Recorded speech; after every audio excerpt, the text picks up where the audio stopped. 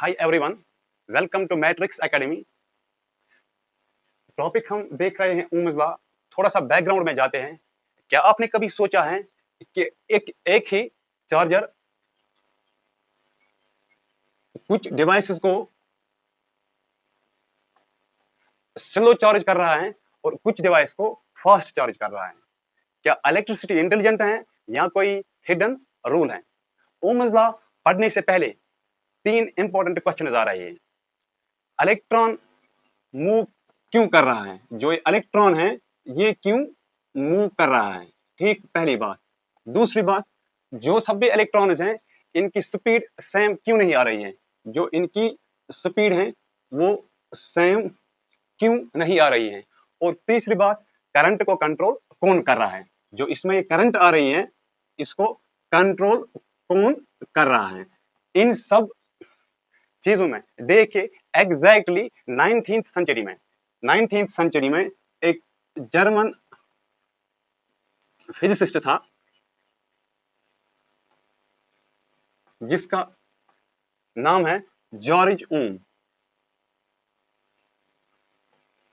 जो ये जॉर्ज ओम है इसने हजार ऑब्जर्वेशंस और एक्सपेरिमेंट्स के साथ एक रूल डिस्कवर किया है, जो कि हर मोबाइल चार्जर, हर फैन, हर कंप्यूटर, हर बल्ब, ये सब, इन सब की जो फाउंडेशन है वो सिर्फ यही है, ओम्स लॉ। इस ओम्स लॉ को अब थोड़ा देखते हैं एज पर बुक के कॉन्टेक्स्ट से। ओम्स लॉ एक छोटा सा rule, V is equal to I R. V is equal to I R, इसको आज थोड़ा रिलेट करके सोच रहे हैं। Okay, V is equal to I R, इसमें जो भी ये तीन पैरामीटर हैं थोड़ा समझाने की मैं कोशिश करूंगा। आप ऐसा समझो, एक पाइप है आपके पास, ठीक है? जो ये पाइप आपके पास है, इस पाइप में क्या हो रहा है? इस पाइप में वाटर फ्लो हो रहा है। इस पाइप में वाटर फ्लो हो रहा है, ठीक है? वाटर चल रहा है इस पाइप में। बट जो ये इसमें ये वाटर चल रहा है, क्या ये वाटर खुद चल रहा है इसमें? नहीं।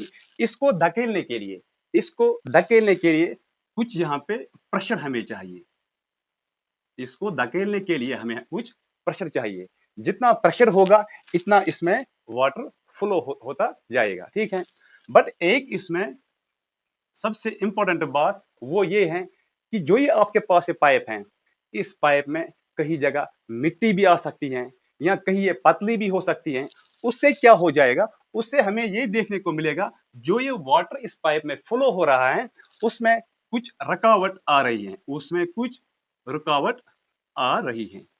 कितने कौन चीज यहाँ पे आपने सीखे कि एक तो जो वाटर है वो एक पाइप में फ्लो हो रहा है। दूसरी बात, इस फ्लो को धकेलने के लिए हमें चाहिए प्रेशर, बिल्कुल। और तीसरी बात, जब भी इसमें फ्लो चलेगा उसमें कुछ रुकावट आ ही जाएगी, ठीक है? अब ओम क्या बोल रहा है तो वही तो मैं आपको अब समझाऊंगा। बहुत ही इजी कॉन्सेप्ट, ठीक है?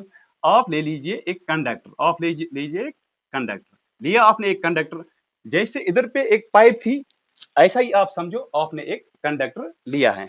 अब इस पाइप में क्या चल रहा था? इसमें चल रहा था वाटर, इसमें चल रहा था वाटर। बट जो ये वाटर फ्लो कर रहा था इसके लिए आपको जरूरत थी प्रेशर की।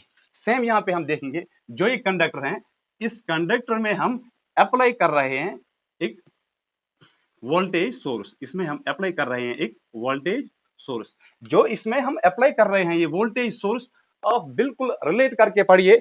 जैसे आपने इसमें बोल दिया है कि प्रेशर हमें चाहिए, ऐसे ही जब ये कंडक्टर होते हैं इसमें आपको पता है कंडक्टर में क्या चलेगा? उसमें करंट चलेगा।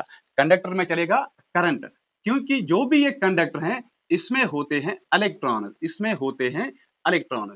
जो सब ये इलेक्ट्रॉन्स हैं इनकी मूवमेंट के लिए, इनको धकेलने के लिए हमें चाहिए वोल्टेज सोर्स। लाइक जैसे प्रेशर चाहिए वैसे हमें वोल्टेज सोर्स चाहिए। हाँ, आपने इसको वोल्टेज दी, कितनी वोल्टेज आप दे रहे हो उसी हिसाब से जो ये करंट है वो भी वैसे ही फ्लो हो जाएगी। आप कह सकते हो सर, हम बता सकते हैं अगर हम वोल्टेज ज्यादा दे रहे हैं, अगर हम वोल्टेज जिसको हम कहते हैं पोटेंशियल डिफरेंस। सर क्या होता है पोटेंशियल डिफरेंस? यहाँ पे एक पॉइंट है, यहाँ पे एक पॉइंट है। जो ये पोटेंशियल है, समझो यहाँ पे पोटेंशियल 10 है, यहाँ पे पोटेंशियल 8 है। 10 - 8 उसकी डिफरेंस आ गई 2, वही तो पोटेंशियल डिफरेंस होता है। कुछ डिफरेंस पोटेंशियल की यहाँ पे मैंने मेंटेन की है। जब आप इस पोटेंशियल को इंक्रीज करोगे, जैसे प्रेशर को इंक्रीज करोगे, वाटर तेज फ्लो हो जाएगा। ऐसे ही आप इस वोल्टेज को, इस पोटेंशियल को थोड़ा सा बढ़ाओ तो क्या हो जाएगा, करंट इसमें बढ़ जाएगा, करंट इसमें बढ़ जाएगा। और दूसरी बात, अगर आपने यहां प्रेशर कम किया तो वाटर का फ्लो भी कम हो जाएगा। यही मैं बता रहा हूं आपको। अगर आप इस पोटेंशियल को कम कर रहे हो तो इसका रिजल्ट क्या आएगा सर, करंट जो है वो भी कम हो जाएगी। हो गई करंट कम, बिल्कुल करंट कम हो गई है। अब इससे हमें पता क्या चल जाता है, सबसे इंपॉर्टेंट बात, एक तो होता है डायरेक्टली प्रोपोर्शनल, एक तो होता है इनडायरेक्टली प्रोपोर्शनल। डायरेक्टली प्रोपोर्शनल मतलब क्या होता है कि समझो एक चीज बढ़ाने से दूसरी चीज भी बढ़ जाती है, और इनवर्सली का मतलब ये होता है एक चीज बढ़ाने से दूसरी चीज घट जाती है। वही आप यहाँ पे नोट्स कर लो थोड़ा। इससे हमें क्या पता चलता है कि पोटेंशियल बढ़ गई, करंट भी बढ़ जाएगी, पोटेंशियल कम हो गई, करंट भी कम हो जाएगी। आप बता सकते हो कि जो ये पोटेंशियल है ये है डायरेक्टली प्रोपोर्शनल टू आई, और ये है क्या, यही तो ओम्स लॉ है, यही तो ओम्स लॉ है कि जो आप इसमें एक करंट दे रहे, मतलब करंट देख रहे हो, इस करंट, कितना करंट उसमें फ्लो हो रहा है वो डायरेक्टली प्रोपोर्शनल है कि कितनी पोटेंशियल वहां पे उसके साथ रिलेट हो रही है। यही तो ओम्स लॉ है। अब इसमें थोड़ा और सिंप्लीफाई करके आपको निकल के आएगा V is equal to R आई।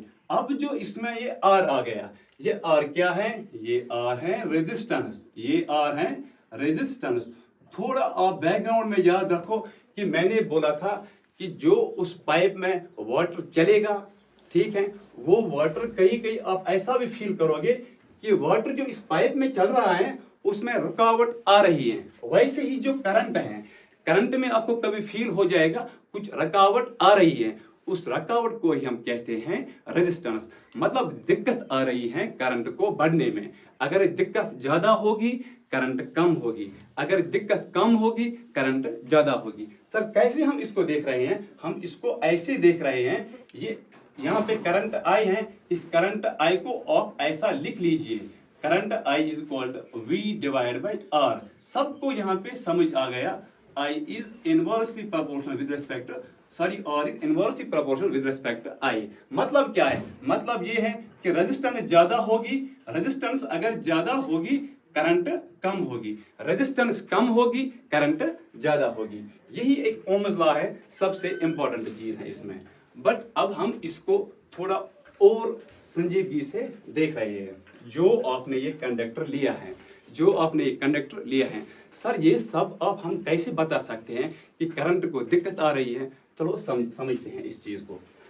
आपने पोटेंशियल दिया है, बिल्कुल, वोल्टेज सोर्स आपने अप्लाई किया है, बिल्कुल। जब आपने वोल्टेज सोर्स इसमें अप्लाई किया है, जो भी इलेक्ट्रॉन्स होंगे, जो भी इलेक्ट्रॉन्स होंगे, ये इलेक्ट्रॉन्स इन मोशन में आएंगे, इनको ये धकेल लेगा, ठीक है। और जब इनको ये धकेल लेगा, इससे क्या होगा कि इलेक्ट्रॉन तेजी से चलेंगे, और तेजी से चलने के बाद इनमें कोलिजन होगा, इन इलेक्ट्रॉन्स में कोलिजन होगा। जब इन इलेक्ट्रॉन्स में कोलिजन होगा तो इससे हमें क्या पता चलेगा, जब इन इलेक्ट्रॉन्स में कोलिजन होगा इससे हमें पता क्या चलेगा, ठीक है।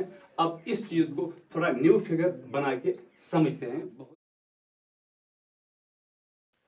अब हम इस रेजिस्टेंस को थोड़ा फील कर रहे हैं, कैसा ये इस सिनेरियो में रेजिस्टेंस आता है।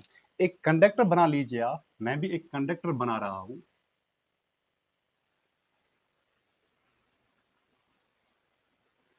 ये एक कंडक्टर मैंने बना लिया है, ठीक है। इस कंडक्टर में क्या होता है, इसमें फ्री इलेक्ट्रॉन्स होते हैं, कंडक्टर में इलेक्ट्रॉन्स होते हैं, सबको पता है। अब हम कंडक्टर को क्या करते हैं, इसको हम वोल्टेज सोर्स कनेक्ट कर रहे हैं। कर लीजिए आप इसमें वोल्टेज सोर्स कनेक्ट।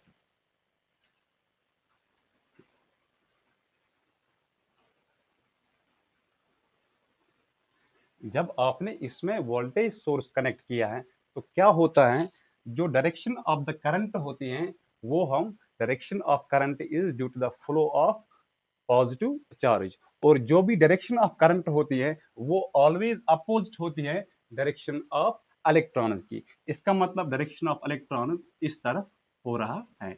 बट समझना है हमें कि रेजिस्टेंस का सिनेरियो कैसे इसमें आता है।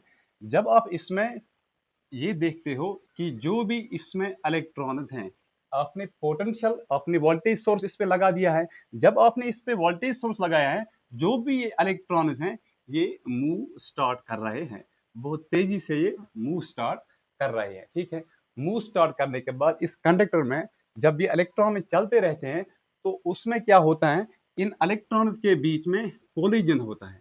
इन इलेक्ट्रॉन्स के बीच में कोलिजन होता है। जब इन इलेक्ट्रॉन्स में कोलिजन होता है, इससे क्या होता है, जो इलेक्ट्रॉन की रफ्तार थी, जो उनकी स्पीड थी, वो आप उसको फील कर रहे हो कि उसकी जो वेलोसिटी है वो बार बार थोड़ी सी कम हो रही है।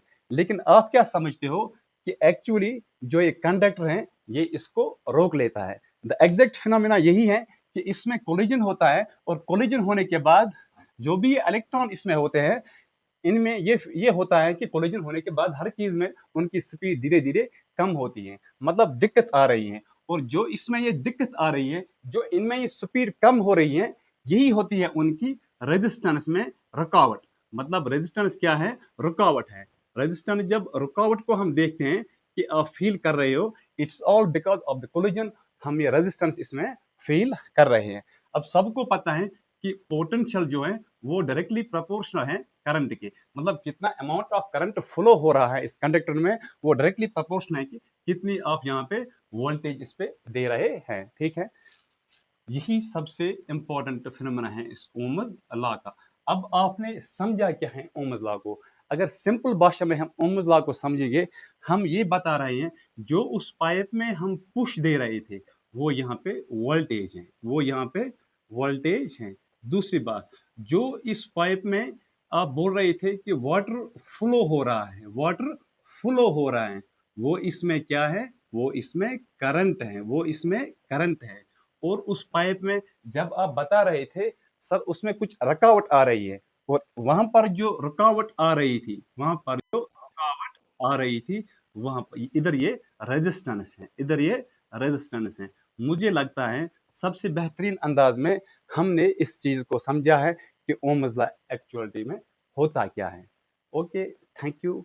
इसके बाद हम कोई न्यू कंसेप्ट उठा के देखते हैं इसी रिलेटेड। Thank you.